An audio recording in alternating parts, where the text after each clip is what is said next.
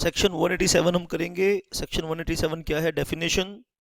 Definitions of express and implied authority. Express and implied authority section किसकी implied और किसकी express authority की बात कर रहा है? ये बात कर रहा है एजेंट की एक्सप्रेस अथॉरिटी की और एजेंट की इम्प्लाइड अथॉरिटी की। पिछला सेक्शन हम सीख के आए हैं तो कोई भी दिक्कत नहीं होगी आपको इसे समझने में। आइए, सेक्शन 187 आपको एक इलुस्ट्रेशन के जरिए भी हम आपको ये बात बताएंगे कि what is the meaning of express authority and what is the meaning of implied authority. आइए, दो तीन लाइनें हैं सेक्शन की बॉडी की। पहले सेक्शन की हमने हेडिंग देखा, फिर बॉडी देखा। बॉडी देखेंगे अभी हम इसकी, और फिर हम इसी इलुस्ट्रेशन को सॉल्व करेंगे। आइए, अथॉरिटी का मतलब क्या बताया मैंने आपको? Power. And and authority is said to be is said to be express. An authority is said to be express when it is given when it is given by words spoken or written. हम ये बात already सीख चुके हैं, words spoken और written. मैंने literally भी बताया था, और देखो यहाँ ला भी वही बात बता रहा है। Section 187, an authority is said to be an authority is said to be implied. Authority is said to be implied. आप बहुत ध्यान से शाबाश सुनेंगे बात। when it is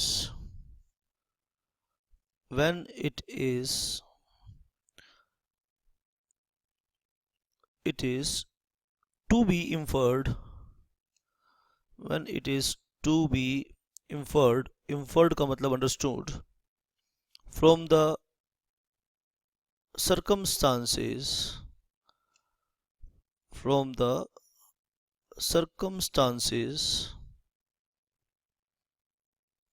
of the case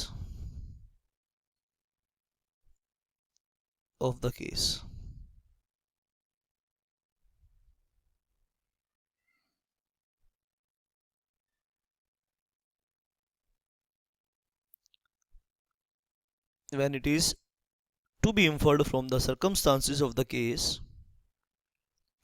and यहाँ पे लिखिए or the ordinary course of dealing, और द आप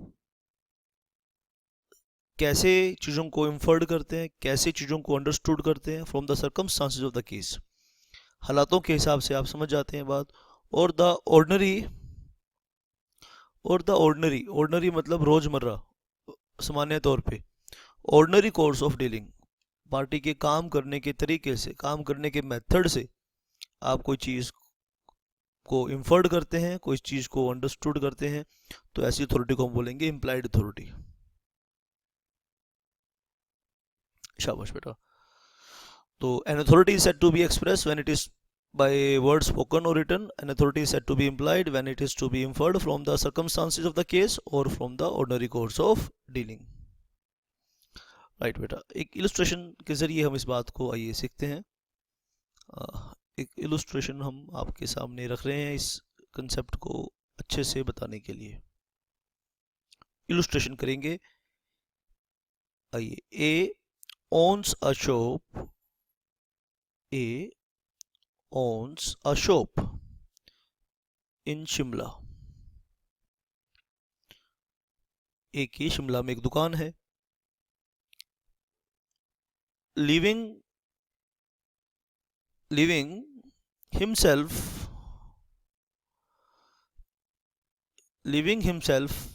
in दिल्ली। शिमला में दुकान है और खुद कहाँ रहता है? दिल्ली में रहता है। and visiting the shop visiting the shop occasionally, और कभी कभी शॉप को देखने के लिए, occasionally मतलब कभी कभी जाता है देखने के लिए शॉप को। The shop is managed by B. The shop is managed by B. B shop को मैनेज करता है। and he is in habit उसकी एक आदत है। क्या आदत है उसकी? आइए उसकी एक आदत के बारे में जानते हैं। Habit of ordering goods, habit of ordering goods from C in the name of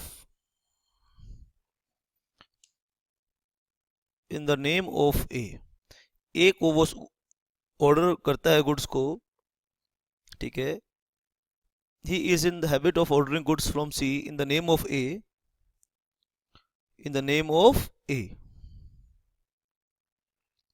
For the purpose of the shop.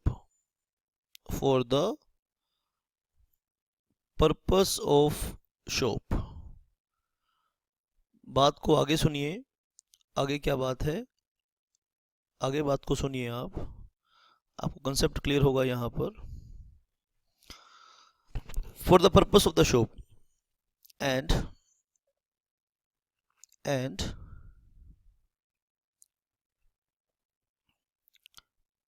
of paying for them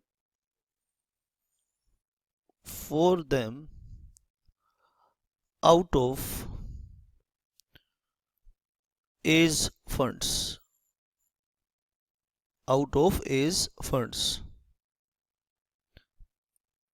with A's knowledge, और ए को इसका पता है, ए को इसका पता है और वो ऑब्जेक्शन नहीं करता। अब यहाँ पे लिख लीजिए फिर बात को, बेटा मैं समझाता हूँ। B has an implied authority. B has an implied authority from A to order goods from C in the name of A.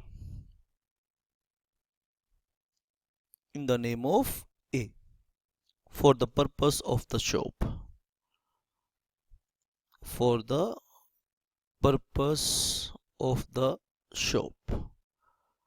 आइए एक बारी हम देखेंगे हमने क्या लिखा और फिर हम इस बात को समझेंगे। शाबाश। For the purpose of the shop। Section 187 करना है। Definition of express and implied authority की बात कर रहे हैं सेक्शन 187 में। An authority is said to be express when it is given by words or spoken or written. An authority is said to be implied when it is to be inferred from the circumstances of the case or the ordinary course of dealing. आइए illustration कर रहे थे। एक शिमला में दुकान है। Living himself in Delhi, खुद दिल्ली में रहता है, कभी कभी दुकान पे विजिट करता है, ओकेजनली विजिट करता है। Shop is managed by B, B shop को मैनेज करता है। And he is in the habit, और उसकी एक आदत है कि वो सी से सामान को ऑर्डर करता है इन द नेम ऑफ ए के नाम से सी को ऑर्डर करता है। अब सी को पता है कि ऑर्डर ए के नाम से आया, लेकिन किया किसने? बी ने किया। तो इसका मतलब सी क्या समझ जाता है? सी बी के काम करने के तरीके से क्या समझ जाता है कि बी ए का एजेंट है। ठीक है, शाबाश बेटा। And for paying for them out of A's funds with A's knowledge, A को पता है इस बात का, B has an implied authority from A to order goods from C in the name of A for the purpose of the shop. ये क्या अभी भी अगर आपको समझ में नहीं आया तो मैं अभी आपको दोबारा से एक बार बताता हूँ. देखो, शाबाश बेटा, आप ध्यान से इस बात को समझेंगे, इस इलस्ट्रेशन को. चलिए, ए की शिमला में दुकान थी. इलस्ट्रेशन में आपने क्या सीखा, आइए सीखते हैं. एक बारी और देखिए इस बात को. ए की शिमला में दुकान है, बी उसे मैनेज करता है, तो ए ने बी को अपनी शॉप को मैनेज करने की अथॉरिटी दी है. तो authority is being delegated by A to B. अब ये अथॉरिटी सेक्शन 186 और 187 हमने पढ़ा. ये अथॉरिटी एक्सप्रेस भी हो सकती थी, ये अथॉरिटी इम्प्लाइड भी हो सकती थी. अब बी की एक हैबिट है, बी सी को ऑर्डर करता है. सी को कैसे पता लगा कि बी ए का एजेंट है? क्योंकि बी जब भी ऑर्डर करता था तो ए के नाम से करता था. एक दिन पूछा सी ने बी से पूछा, भाई तुम्हारा नाम क्या? वो कहता है बी, मेरा नाम बी है. तो सी इस बात से समझ जाता है कि ए मालिक है और ये एजेंट है. तो सी को इस बात की समझ आ जाती है. सी inferred that B is working for A. C inferred that B is working for A. B is working for A. अब सवाल है जी, कैसे पता चला, कैसे समझ आया सी को, हाउ? तो इसका आंसर है बाय द कंडक्ट, यानी काम करने के तरीके से. By the conduct of the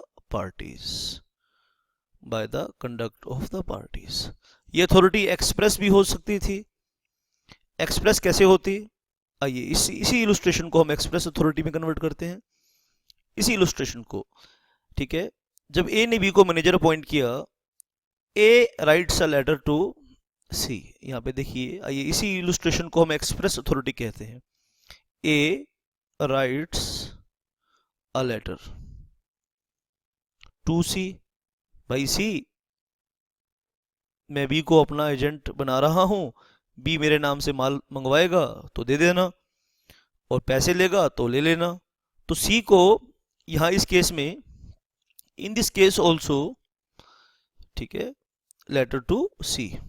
here C also inferred that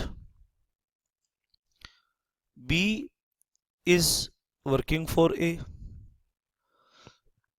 B is working for A. अब कैसे पता चला? हाउ कैसे पता चला? Through written words. भाई लेटर लिखा ना, लेटर में क्या लिखते हैं? शब्द लिखते हैं. Through written words. और जहां पावर, एजेंट को पावर शब्दों से मिले उसे कहेंगे एक्सप्रेस अथॉरिटी.